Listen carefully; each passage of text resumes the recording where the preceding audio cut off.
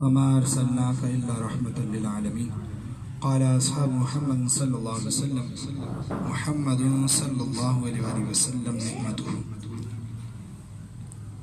صدق رسول النبی الکریم الامین۔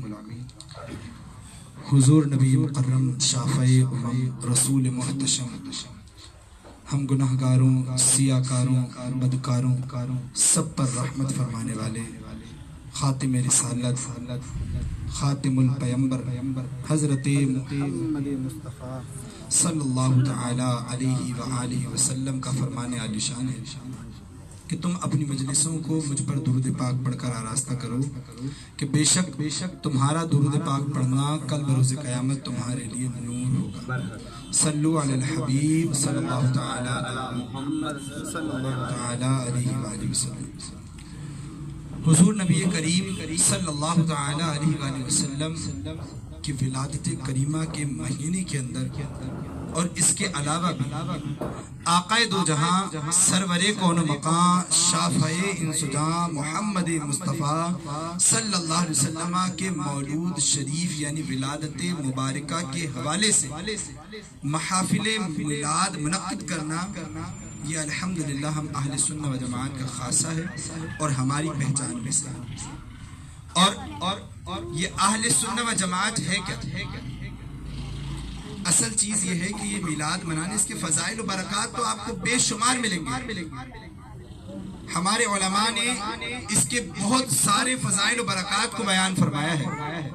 شاہ عبدالحق محدث دہلوی رحمۃ اللہ تعالی علیہ میلاد شریف کے حوالے سے فرماتے ہیں کہ جس مقام پر، جس جگہ پر میلاد ہو، حدیث پاک ہے کہ اللہ کے محبوب صلی اللہ علیہ وسلم، میرے اور آپ کے آقا صلی اللہ تعالی علیہ وسلم نے ارشاد فرمایا، رب کے فرشتوں میں کچھ فرشتوں کی جماعت ایسی ہے ان کا کام ہے رب کے ذکر کی محفل کو تلاش کرنا۔ اور مولود شریف ولادت مبارکہ کی محافل کے اندر اللہ اور اللہ کے رسول کا ذکر ہے۔ یہ قرآن کی ایک تو ہوتا ہے ڈائریکٹ قرآن کریم فرقان حمید کو تلاوت کرنا، مثلا الحمدللہ رب العالمین، یہ قرآن ہے، یہ ہو گیا قرآن کی تلاوت کرنا۔ ایک ہوتا ہے قرآن کریم فرقان حمید، اس کی تشریح، اس کے ترجمے، اس کی تفسیر کو بیان کرنا، یہ بھی ضروری ہے کیونکہ اللہ رب العالمین قرآن کریم فرقان حمید کے اندر ارشاد فرما رہا ہے، کیا تم نے غور و فکر نہیں کیا؟ کیا تم نے نہیں دیکھا کہ ہم نے کیسے پچھلی قوموں کے حالات کو بیان فرمایا اور خود اپنے محبوب کریم علیہ السلام کو سورہ فیل کے واقعے کو یاد دلوایا؟ اے حبیب، آپ نے نہیں دیکھا کہ ہم نے ہاتھی والوں کے ساتھ کیا معاملہ فرمایا؟ تو یہ ہوتا ہے قرآن کریم فرقان حمید کی ایک ہوتی ہے تلاوت اور ایک ہوتی ہے اس کی ترجمہ، اس کی تفسیر کو بیان کرنا۔ شیخ عبدالحق محدث دہلوی رحمۃ اللہ تعالی علیہ بیان فرماتے ہیں کہ جس مقام پر بھی میلاد شریف کیا جائے، رب کعبہ کا ذکر کیا جائے، اللہ کے محبوب میرے اور آپ کے آقا صلی اللہ علیہ وسلم کا ذکر کیا جائے، وہ فرشتوں کی جماعت اس جگہ کو گھیرے میں لے لیتی ہے، اور صرف گھیرے میں نہیں لیتی بلکہ ایسے گھیرے میں لے لیتی ہے کہ اس جگہ سے لے کے عرش علا تک یہ پورا گھیرا بن جاتا ہے۔ جب محفل میلاد ختم ہوتی ہے، لوگ چلے جاتے ہیں، منتشر ہو جاتے ہیں، فرشتے بھی چلے جاتے ہیں، دوسرے فرشتے ان سے ملتے ہیں اور کہتے ہیں ایک بات تو بتاؤ، بڑی پیاری خوشبو آ رہی ہے، کون سا عطر استعمال کیا ہے، کون سی مشک و عنبر لگائی ہے، کیا لگایا ہے، بڑی پیاری خوشبو آ رہی ہے۔ تو وہ کہتے ہیں ہم نے کوئی خوشبو نہیں لگائی بلکہ محمد صلی اللہ علیہ وسلم کے امتی اللہ کا اور اللہ کے رسول کا ذکر کر رہے تھے، ہم اس مجلس میں تھے۔ وہ کہتے ہیں ذرا ایک بات تو بتاؤ، کیا وہ مجلس ابھی بھی چل رہی ہے؟ وہ کہتے ہیں نہیں، مجلس ختم ہو گئی، محفل ختم ہو گئی، ذکر کا وہ معاملہ مٹ چکا ہے، لوگ ختم کر چکے ہیں، مکمل کر چکے ہیں، ذکر کی اس محفل کو تکمیل تک پہنچا چکے ہیں، لوگ منتشر ہو چکے ہیں۔ تو وہ کہتے ہیں ذرا یہ بتاؤ کیا وہ جگہ موجود ہے؟ وہ کہتے ہیں ہاں وہ جگہ موجود ہے۔ وہ کہتے ہیں ہمیں اسی جگہ پر لے چلو۔ اور شیخ عبدالحق محدث دہلوی رحمۃ اللہ تعالی علیہ فرماتے ہیں یہ ایسا نہیں ہے کہ محفل سے لوگ چلے گئے، اس مقام سے لوگ چلے گئے، آج اس مکان میں محفل ہے، اس مکان سے لوگ چلے گئے، محفل مکمل ہو گئی، اپنے عروج پر پہنچی، اختتام پذیر ہو گئی، تو وہ فرشتے صرف لمحے کو آتے ہوں چلے جاتے ہوں، صرف ایک ہی بار آتے ہوں، گھنٹے کے لیے آتے ہوں، 2 گھنٹے کے لیے آتے ہوں، 1 دن کے لیے آتے ہوں، نہیں، آپ فرماتے ہیں نہ وہ 1 دن کے لیے آتے ہیں، نہ گھنٹوں کے لیے آتے ہیں، نہ کچھ ساعت ساعتوں کے لیے آتے ہیں، نہ ہفتوں کے لیے آتے ہیں، نہ مہینوں کے لیے آتے ہیں، بلکہ یہ فرشتوں کے آنے جانے کا سلسلہ پورے 1 سال تک چلتا رہتا ہے۔ یہ محفل میلاد کی برکت ہے، یہ تو ہو گئی برکت کی برکت۔ ہم برکت میں اس قدر مشغول ہو گئے کہ ہم فکر کو بھول چکے ہیں۔ آج ضرورت یہ ہے جہاں صحابہ کے فضائل اور مراتب کو بیان کیا جائے، محافل کے مراتب اور محافل کے فضائل اور محافل کی برکات کو بیان کیا جائے، وہاں ہمارے ہاں ضرورت اس امر کی ہے کہ اس بات کو بھی بیان کیا جائے کہ محفل کرنے کی فکری ذہنی وجہ کیا ہے، علت کیا ہے کہ ہماری آنے والی نسلیں ذکر کرتی رہیں۔ کیونکہ آج آپ دیکھیں ایک نوجوان نسل، وقاص بھائی ماشاءاللہ ٹیچر ہیں، آپ بھی آنا جانا رکھتے ہیں، باشعور افراد بیٹھے ہیں، ایک ہماری ایک نسل ایسی ہے جوانوں کی، اس کا برکت سے تو ذہن مکمل طور پہ ختم ہو چکا ہے۔ یہ ان کا ذہن اپنی پاور پہ ہے، جو کچھ ہے میرے پاس وہ میری محنت کا ہے۔ آج کی قوم کا یہ ذہن بن چکا ہے بدقسمتی سے۔ تو ضرورت اس امر کی ہے ان کو یہ بات بتائی جائے کہ محفل کرنے کی وجوہات کیا ہیں۔ ایک بات یاد رکھیے گا، اللہ تبارک و تعالی نے جو ہمیں ایمان کی نعمت عطا فرمائی ہے نا، ایمان کی نعمت، یہ سب سے امپورٹنٹ چیز ہے۔ آپ کی جان، آپ کی روح، آپ کا قلب، ایک چیز بے معنی ہو جاتی اگر آپ اللہ تبارک و تعالیٰ کو ایک ماننے والے اور محمد رسول اللہ علیہ السلام کو، میں یہ نہیں کہتا ماننے والے، بلکہ حضور پہ فدا ہو جانے والے نہ ہوتے، کیونکہ حضور کی نبوت کا اقرار کرنے والے بہت لوگ ہیں، مگر حضور علیہ السلام پہ فدا ہونے والے یہ صرف صحیح العقیدہ سنی مسلمان ہی ہیں۔ تو آج ہمارے بچوں کو اس بات کی تعلیم دینے کی ضرورت ہے کہ بیٹا یہ جو محفل ہم منعقد کرتے ہیں نا، یہ جو رسول اللہ کا ذکر ہم سجا رہے ہیں، لوگوں کو اپنے گھر بلا رہے ہیں، ہم جسے چلتے پھرتے کو کیوں جمع کریں گے؟ ملاقات کرنی ہے مسجد میں کر لیں گے، اپنے گھر بلانا، اہتمام کرنا، یہ ذکر کی مجلس، یہ فکر کی مجلس، یہ رسول کریم صلی اللہ علیہ وسلم کے میلاد کی محافل کا انعقاد کرنا، بیٹا یہ اس لیے ہے تاکہ تم سمجھ جاؤ کہ ہمارے پاس جو کچھ بھی ہے، خواہ وہ برکت ہو، ایمان ہو، مال ہو، جان ہو، جاہ ہو، جلال ہو، کچھ بھی ہو، یہ سب حضور علیہ السلام کے صدقہ و طفیل ہی ہے، یہ حضور کے صدقہ و طفیل ہی ہے۔ اگر آقا علیہ السلام اس کائنات ارضی کے اندر تشریف نہ لاتے تو نہ یہ سما ہوتا، نہ یہ محافلیں سجتی، نہ تم ہوتے، نہ ہم ہوتے، نہ فلک ہوتا، نہ زمین ہوتی، نہ عرش بنتا، نہ کرسی ہوتی، نہ لوح ہوتا، نہ قلم ہوتا، نہ تقدیر ہوتی، نہ جنت ہوتی، نہ دوزخ ہوتی، کوئی معاملہ نہیں ہوتا۔ خود رب باری کیا ارشاد فرماتا ہے، اے حبیب اگر ہم آپ کو نہ بناتے تو اپنی ربوبیت کا اعلان بھی نہ فرماتے۔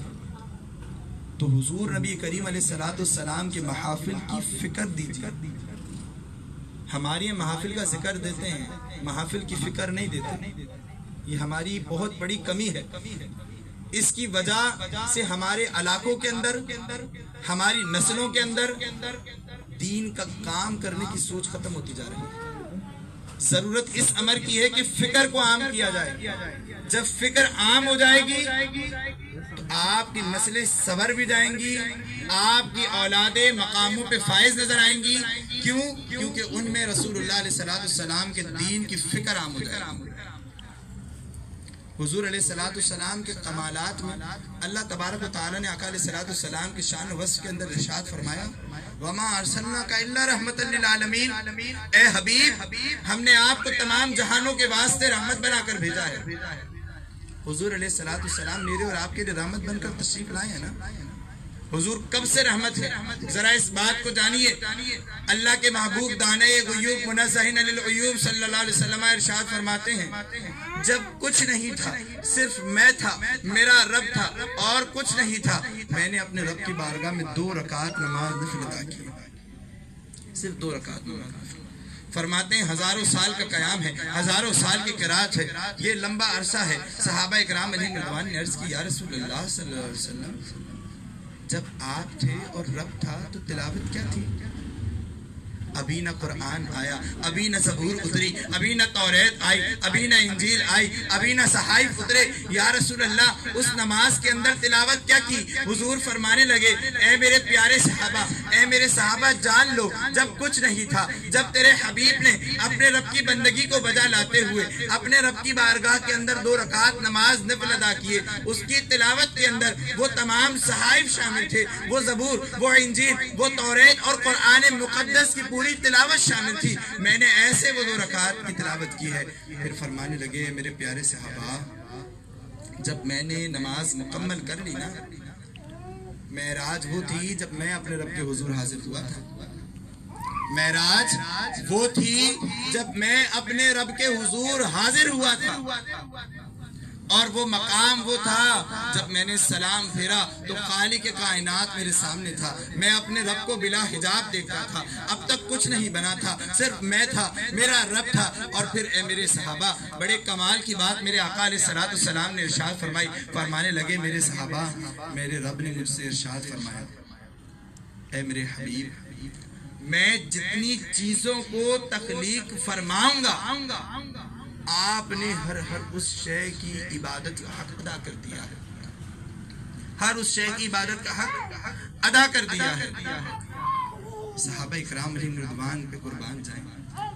اور پھر حضور نبی کریم علیہ الصلوۃ والسلام سے رب نے فرمایا اے میرے حبیب مانگو کیا مانگتے ہیں، اے میرے حبیب مانگیے کیا مانگتے ہیں۔ آقا کریم علیہ تحت الثناء و تسلیم نے رب کی بارگاہ میں عرض کیا، کہنے لگے مولا دوران نماز مجھے یہ بات ارقا کی گئی، وحی کی گئی، بتائی گئی ہے کہ ان قریب میں ایک قوم کا حاکم، ایک قوم کا نبی، ایک قوم کا سربراہ، ایک قوم کا سردار بنا کر بھیجا جاؤں گا۔ یا رسول اللہ صلی اللہ تعالی علیہ وآلہ وسلم آپ نے رب کی بارگاہ میں یہ ارشاد فرمایا حضور علت کیا ہے، حضور وجہ کیا ہے، حضور معاملہ کیا ہے؟ رب کہہ رہا ہے حبیب مانگیے، آقا آپ کچھ بھی مانگ لیتے، یہ بات بتانے کی حاجت کیا ہے؟ حضور نبی کریم صلی اللہ تعالی علیہ وسلم فرمانے لگے اے رب کریم تیری طرف سے یہ بات مجھے القا کی گئی ہے، اے رب کریم ان لوگوں سے کچھ گناہ بھی سرزد ہوئے، اے رب کریم تو میری امت کو بخش دے۔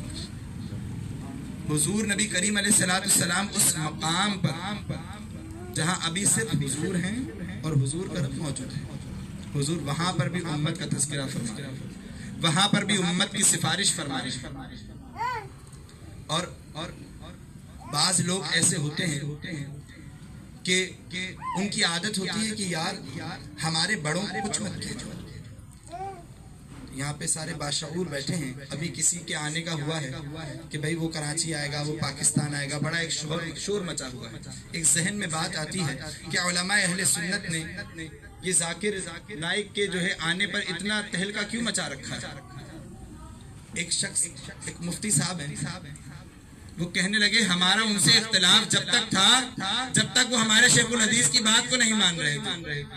توجہ کیجئے گا کیا کہہ رہے ہیں؟ کہہ رہے ہیں ہمارا ان سے اختلاف جب تک تھا جب تک وہ ہمارے شیخ الحدیث کی بات کو نہیں مان رہے تھے، جب انہوں نے ہمارے شیخ الحدیث کی بات کو مان لیا تو ہمارا اختلاف ختم ہو گیا۔ میں نے کہا ذرا ہم بھی بتا دیں کہ ہمارا اختلاف ذاکر نائک سے ہے کیوں؟ میں نے کہا آپ تو بہت بڑے مفتی صاحب ہیں، آپ کا بڑا شہرہ ہے، بڑی تدریس فرما رہے ہیں، میں ادنا سا طالب علم میں بھی بتا دیتا ہوں ہمارے علماء ہماری عوام کیوں ذاکر نالائق کے آنے پر اتنا شور برپا کر رہی ہے؟ میں نے کہا ہمارا ذاکر نالائق سے اختلاف اس لیے ہے کیونکہ وہ محمد رسول اللہ علیہ السلام کی ذات میں عیب لگاتا ہے، ہمارا اس سے اختلاف اس لیے ہے کیونکہ وہ حضور کی شان کو کم کرتا ہے، ہمارا اس سے اختلاف اس لیے ہے کیونکہ وہ رب کریم کے محبوب کریم کی عزت کو گھٹاتا ہے۔ ہمارا اختلاف ہمارے علماء کی وجہ سے نہیں، ہمارا اختلاف ہمارے کسی شیخ الحدیث کی وجہ سے نہیں ہے جناب، ہمارے ہاں اختلافات کے معیار کچھ اور ہوتے ہیں۔ ہم اختلاف ماں باپ کی وجہ سے نہیں کرتے، ہمیں قرآن و حدیث سے تعلیم دی ہے اختلاف کا معیار ہوگا، کسی سے دور ہوں گے تو اللہ کے لیے ہوں گے، رسول اللہ کے لیے ہوں گے۔ ہماری عزتیں کیا معنی رکھتی ہیں؟ ہم تو رسول اللہ صلی اللہ تعالی علیہ وسلم کی در کی خاک کے برابر نہیں۔ تم کہتے ہو شیخ الحدیث سے اختلاف تھا اس لیے ہم اس کی تعریف نہیں کرتے تھے، شیخ الحدیث سے صلح ہو گئی تو ہماری بات چل گئی۔ ہماری بات صرف اور صرف اتنی ہے، ہم بھی تجھے مان لیں گے، ہمارا پینٹ شرٹ پہ تبلیغ کرنے میں کوئی اختلاف نہیں ہے۔ کوئی بندہ پینٹ شرٹ پہن کر آئے، اللہ کے نبی کی نعت پڑھے، ہاتھ باندھ کے سر جھکا کر اشک بہا کر سنیں گے۔ شرط یہ ہے کہ سینے کے اندر حب رسول ہونا چاہیے، شرط یہ ہے، معیار یہ ہے کہ حضور علیہ السلام کی عزت اور عظمت اس کے سینے میں ہونی چاہیے۔ اگر اس کے سینے کے اندر حضور کی عزت اور عظمت نہیں، وہ کتنے ہی بڑے مقام کا ہو، کتنا ہی شورا ہو، کتنا ہی چرچا ہو، کتنے ہی مسلمان کیے ہو، ہمارے ہاں اس کا کوئی معیار نہیں ہے۔ کیونکہ ہماری ماں نے ہمیں گھٹی میں دیا ہے، ہماری باپ کی پشتوں سے ہم لے کر آئے رسول اللہ کی محبت۔ ہمیں رب تعالی نے کلمہ ماؤں کے پیٹ میں پڑھا دیا، باپوں کی پشت میں پڑھا دیا۔ اسی لیے ہم ذہن سے بھی، دل سے بھی، قلب سے بھی، روح سے بھی، جسم سے بھی جو نعمت رب نے ہمیں عطا فرمائی ہے، ہم اس نعمت کے ساتھ حضور علیہ السلام کے عاشق ہیں۔ یہ رب کریم کا احسان عظیم ہے۔ تمہارے یہاں معیار کچھ اور ہے بھائی، ہمارے یہاں معیار کچھ اور ہے۔ جب وہ ہمارے معیار پہ اترے گا تو ہمارے علماء صف اول کے اندر نظر آئیں گے، اس کا استقبال کریں گے۔ شرط یہ ہے معیار پہ اترے، اور معیار رسول اللہ کی ذات ٹھہری۔ کسی مولوی ملا کی بات ہمارے یہاں معیار نہیں ٹھہری۔ مولوی ملا کی بات ہمارے یہاں معیار ٹھہرتی تو کتنے ہی ہمارے یہاں سے ادھر ادھر ہو چکے۔ جب ذات رسول اللہ کی، جب ذات رسول معیار ٹھہرتی ہے تو ہم بڑے بڑے جن کو اپنے سروں پر بٹھاتے تھے پھر قدموں میں بلاتے ہیں، کیونکہ ہمارے یہاں معیار حضور کی ذات ہے۔ اللہ تبارک و تعالی ہمارے نسلوں کے اندر حضور علیہ السلام کی محبت کو، آقا علیہ السلام کی صحابہ نے جیسی محبت کی، اس محبت کے صدقے میں ہمارے سینوں میں بھی، ہماری نسلوں میں بھی اس محبت کو رائج فرمائے۔ آمین۔ وآخر الدعوانا الحمدللہ رب العالمین۔ صلاۃ والسلام علیہ